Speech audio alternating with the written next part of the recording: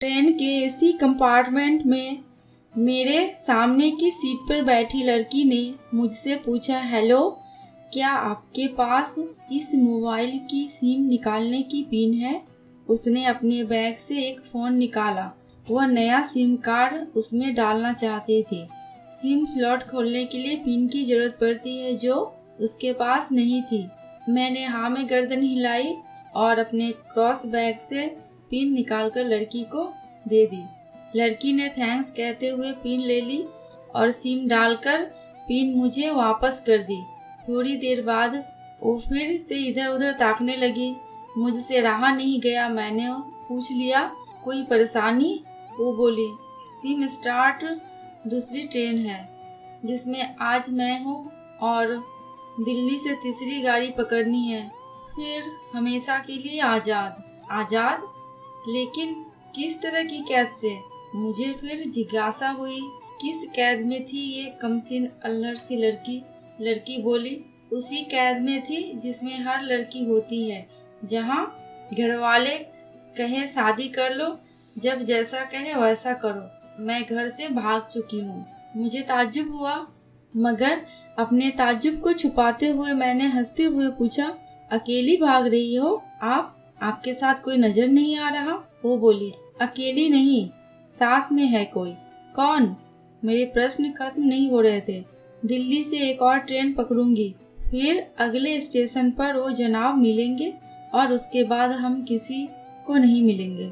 ओह, तो ये है प्यार का मामला? उसने कहा। जी, मैंने उसे बताया। मैंने भी कहा मेरी भी गर्लफ्रेंड है।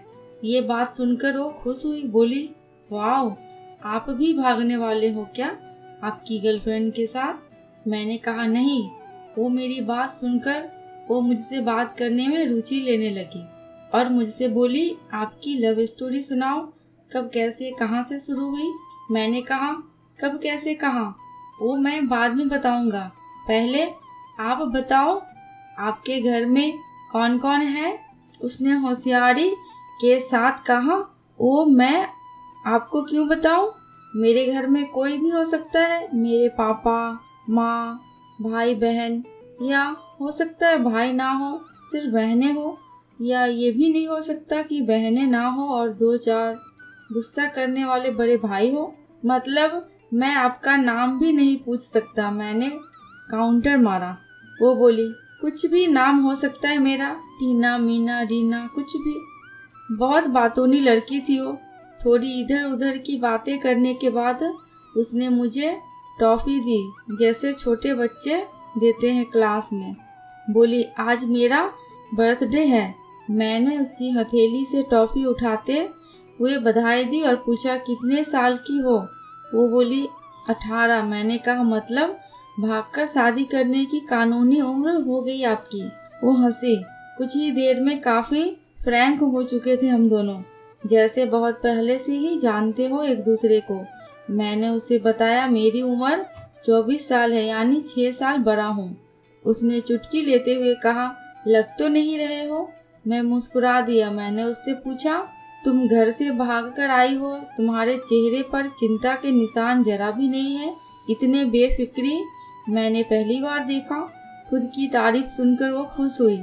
बोली, मुझे उन जनाब ने, मेरे लवर ने पहले से ही समझा दिया था कि जब घर से निकलो तो बिल्कुल बिंदास रहना, घर वालों के बारे में बिल्कुल मत सोचना, बिल्कुल अपना मूड खराब मत करना, सिर्फ मेरे और हम दोनों के बारे में ही सोचना। और मैं वही कर रही हूँ। मैंने फिर चुटकी ली। कहा, उसने तुम्हें मुझ जैसे अनजान मुसाफिरों से दूर रहने की सलाह नहीं दी? उसने हंसकर जवाब दिया, नहीं, शायद वो भूल गया होगा ये बताना। मैंने उसके प्रेमी की तारीफ करते हुए कहा, वैसे तुम्हारा बॉयफ्रेंड काफ़ी टैलेंटेड है। उसने किस तरह से तुम्हें अकेले घर से रवाना कर दिया, नई सिम और मोबाइल दिया, 3 ट्रेन बदलवाई ताकि कोई ट्रैक न कर सके। Very talented person. लड़की ने हामी भरी, बोली, बहुत टैलेंटेड है वो, उसके जैसा कोई नहीं। लड़की ने कहा, वेरी इम्प्रेसिव। मैं मुस्कुराकर खिड़की की तरफ देखने लगा। लड़की ने पूछा, अच्छा, आप लव मैरिज करेंगे या फिर आप भागकर शादी करेंगे? कैसे रहेंगे और कैसे गुजारा करेंगे उस वक्त। उसके हर सवाल और हर बात में मुझे महसूस हो रहा था कि ये लड़की लड़कपन के शिखर पर है, बिल्कुल नासमझ और मासूम छोटी बहन सी। मैंने उसे बताया कि हम भागकर शादी नहीं करेंगे और ये भी है कि उसके पापा ने मुझे पहली नज़र में सख्ती से रिजेक्ट कर दिया था। उन्होंने आपको रिजेक्ट क्यों किया? लड़की ने पूछा। मैंने कहा, रिजेक्ट करने का कुछ भी कारण हो सकता है। मेरी जाति, मेरा काम, मेरा फ्यूचर, घर परिवार। बिल्कुल सही। लड़की ने सहमति दर्ज कराई और आगे पूछा, फिर आपने क्या किया? मैंने कहा, मैंने कुछ नहीं किया। उसके पिता ने रिजेक्ट कर दिया। वहीं से मैंने अपने बारे में अलग से सोचना शुरू कर दिया। खुशबू ने मुझे कहा कि भाग चलते हैं, मेरी गर्लफ्रेंड का नाम खुशबू है। मैंने दो टूक कर मना कर दिया। वो 2 दिन तक लगातार जोर देती रही कि भाग चलते हैं। मैंने मना करता रहा। मैंने उसे समझाया, भागने वाले जोड़े में लड़के की इज्जत पर कोई खास फर्क नहीं पड़ता, जबकि लड़की के पूरे कुल की इज्जत धुल जाती है। भगाने वाला लड़का उसके दोस्तों में हीरो माना जाता है, लेकिन इसके विपरीत जो लड़की प्रेमी संग भाग रही है वो उल्टा कहलाती है। मोहल्ले के लड़के उसे चालू कहते हैं। बुराइयों के तमाम शब्दकोश लड़की के लिए इस्तेमाल किए जाते हैं। भागने वाली लड़की आगे चलकर 60 साल की वृद्धा भी हो जाए तब भी जवानी में किए उस कांड का कलंक उसके माथे पर से नहीं मिटता। मैं मानता हूँ कि लड़का लड़की को तौलने का ये दोहरा मापदंड गलत है, लेकिन हमारे समाज में है तो ये नज़रिया गलत है, मगर सामाजिक नज़रिया यही है। वो अपने नीचे का होंठ दांतों तले पीसने लगी। उसने पानी की बोतल का ढक्कन खोलकर एक घूंट पिया।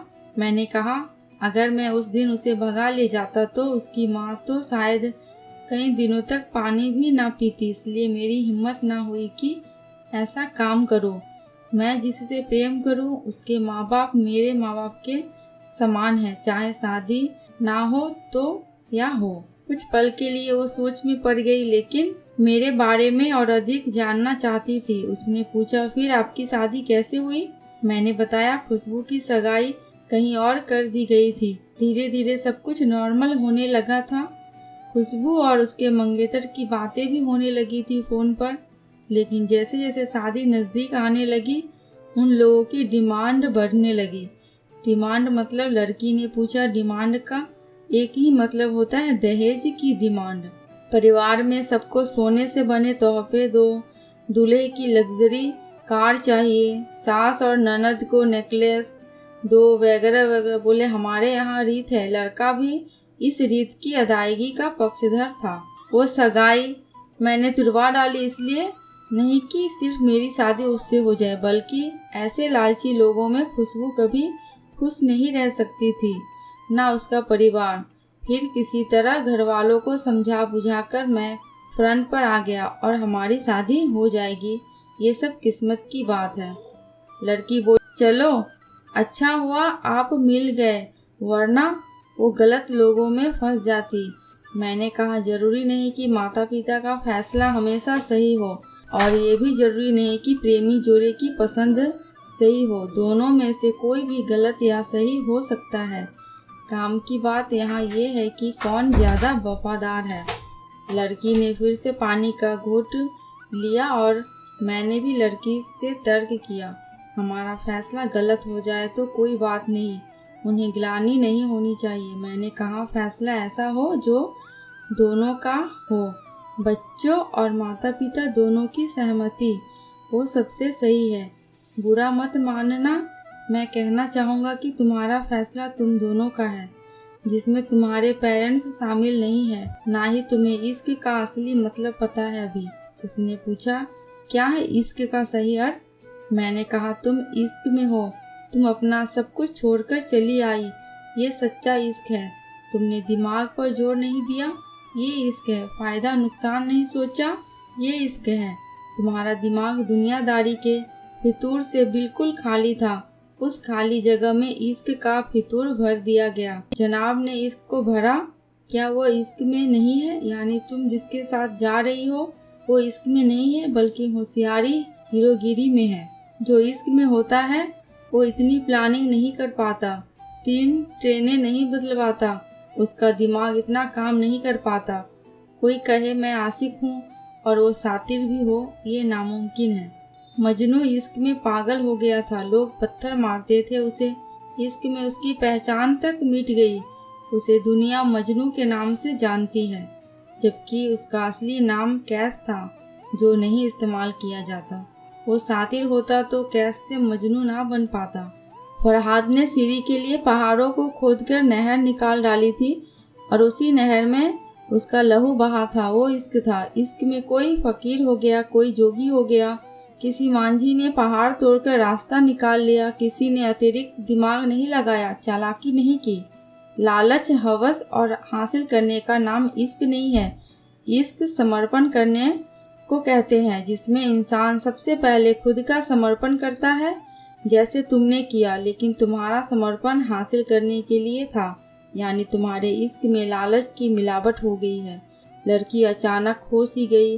उसकी खिलखिलाहट और एकदम से खामोशी में बदल गया। मुझे लगा मैं कुछ ज़्यादा बोल गया, फिर भी मैंने जारी रखा। मैंने कहा, प्यार तुम्हारे पापा तुमसे करते हैं। कुछ दिनों बाद उसका वजन आधा हो जाएगा। तुम्हारी माँ कई दिनों तक खाना नहीं खाएगी, ना पानी पिएगी, जबकि आपको अपने आशिक को आजमा कर देख लेना था। ना तो उसकी सेहत पर फर्क पड़ता, ना दिमाग पर। वो अक्लमंद है, अपने लिए अच्छा सोच लेता। आजकल गली मोहल्ले के हर तीसरे लौंडे लपाटे को जो इश्क हो जाता है, वो इश्क नहीं है, वो सिनेमा जैसा कुछ है। एक तरह की स्टंटबाजी, डेयरिंग, अलग कुछ करने का फितूर, और कुछ नहीं। लड़की का चेहरे का रंग बदल गया। ऐसा लग रहा था वो अब यहाँ नहीं है। उसका दिमाग किसी अतीत में टहलने निकल गया। मैं अपने फ़ोन को स्क्रॉल करने लगा, लेकिन मन की इंद्री उसकी तरफ थी। थोड़ी ही देर में उसका और मेरा स्टेशन आ गया। बात कहाँ से निकली थी और कहाँ जाके पहुँच गई। उसके मोबाइल पर मैसेज टोन बजी, देखा सिम एक्टिवेट हो चुकी थी। उसने चुपचाप बैग में से आगे का टिकट निकाला और फाड़ दिया। मुझे कहा, एक कॉल करना है। मैंने मोबाइल दिया। उसने नंबर डायल करके कहा, सॉरी पापा, और सिसक कर रोने लगी। सामने से पिता भी फ़ोन पर बेटी को संभालने की कोशिश करने लगे। उसने कहा, पिताजी आप बिल्कुल चिंता मत कीजिए, मैं घर आ रही हूँ। दोनों तरफ से भावनाओं का सागर उमड़ पड़ा। हम ट्रेन से उतरे। उसने फिर से पिन मांगी। मैंने पिन दी। उसने मोबाइल से सिम निकालकर तोड़ दी और पिन मुझे वापस कर दिया। दोस्तों, आपको ये कहानी कैसी लगी प्लीज़ कमेंट करके हमें ज़रूर बताना। अगर थोड़ी सी भी अच्छी लगी हो तो प्लीज़ मेरे चैनल को सब्सक्राइब करके मेरी वीडियो को लाइक एंड शेयर कर देना। अंत तक वीडियो में बने रहने के लिए आपका दिल से बहुत बहुत शुक्रिया।